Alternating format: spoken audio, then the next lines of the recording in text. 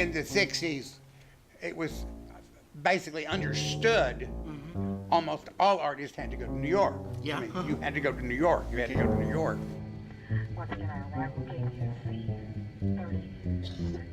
Package February C-31. American Airlines and our 111. You know, for a long time, the Dallas Museum wouldn't even allow a Picasso to be in the museum because of They thought he was him communist. being a communist. You know, Jerry Bywaters had vegetables thrown at him on the front stairs of the DMA in the early 60s, no, in the 50s, for having Picasso shown because he was a communist. And no communist art ought to be allowed in town, and there was lots of stuff in the newspaper. So I knew Jerry Bywaters, who had written articles about Diego Rivera. I knew he was on the right side of things.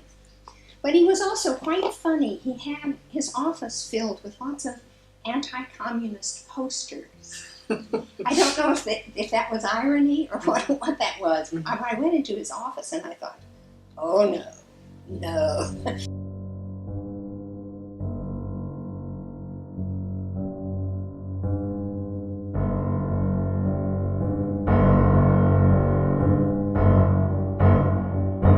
Well, when I came for my interview, flew into left field, and Bill Jordan was the chair of the department then, and we had spoken on the phone. But I had this vision.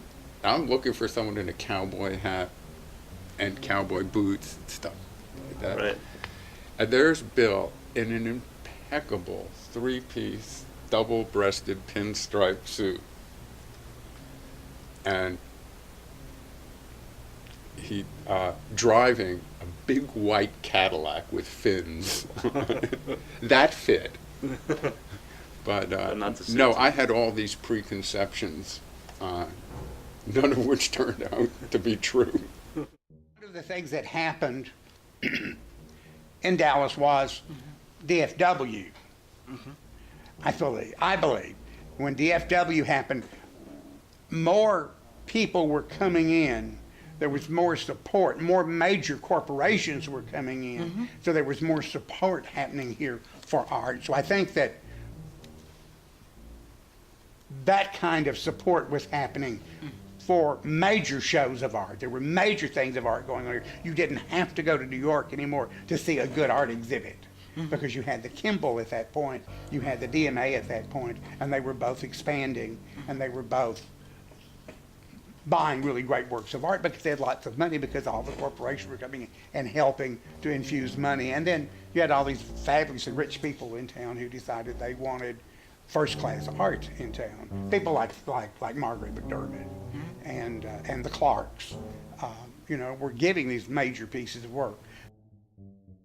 One of the things that was going on in Dallas, and it was pretty apparent, was that a lot of the art collecting that was done by people that liked art in Dallas, they'd go to New York to buy it. They thought it was much more prestigious that they had this art they had bought in New York, and they could say, I got this in New York, and you sometimes felt like they didn't take the local people that seriously. Yeah. Just a handful, maybe just a limited number of people responded to it, and it was always they would go to New York to get their art, and so I remember I did one of the drawings I did was you can take New York and I'll take Texas, Yeah, that's the Yeah, and it map. was right, and it was kind of like referencing that whole thing about people caring more about getting art from New York than they did locally, The way the thing is shifted to the top. You used to think there was a bottom when you're starting out. Everybody kind of knows what that is. Then you think there's a middle, where there's some middle recognition, support, and people interested in your work. And what you discover is there is no middle. Middle is gone. All you got is a beginning, and you got the top. And the top artists are artists, make the silver gets over $1 million for a big piece, right? And so there's a great disparity, and all the all the institutions in Texas, they look to New York.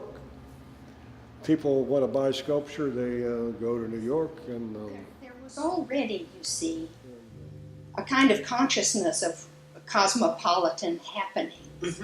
My heart was in New York galleries, what went on, pop art, minimalism, In the 1970s. and in LA, and I knew from magazines what happened in those places. So I thought, quite illogically, I think, this is a provincial place that looks toward them, Chicago, New York, LA, and it has a great history of wonderful art, and the guys who made that history were cosmopolitan themselves. Jerry Bywaters wrote for Life magazine. So I thought, well, this is just normal life. You live in Dallas, you pay attention to the world. I think what you have to do is get your work out somewhere or other, and get it out of the state. I think you finally have to do it.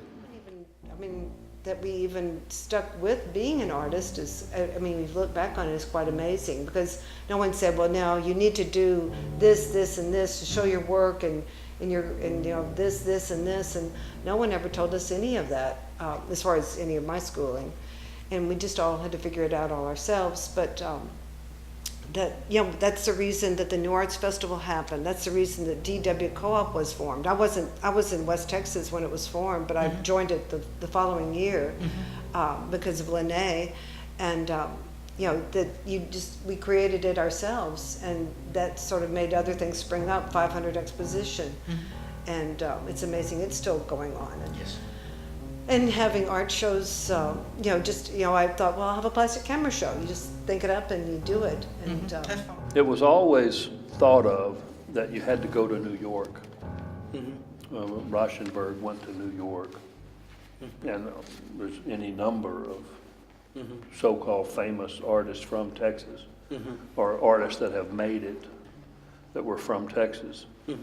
But inevitably, they really did make it in New York. That's the mixing bowl. That's the mix master. And the ones that didn't go, like myself, I will tell you, we had to make it despite New York.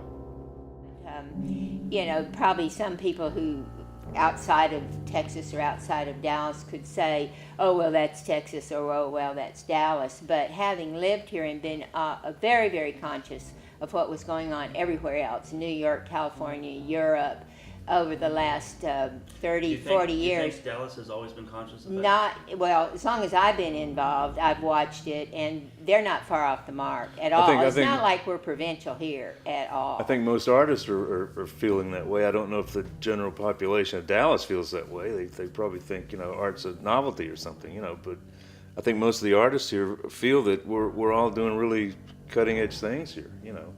Texas is like a substitute for Kansas for me to develop the work, and so I couldn't have done this in Kansas, and I probably couldn't have done it in New York. So it's Texas work, I guess you could say it is. You know, it may be I couldn't have done it anyplace else than here. That might be the truth. Yeah. You never know.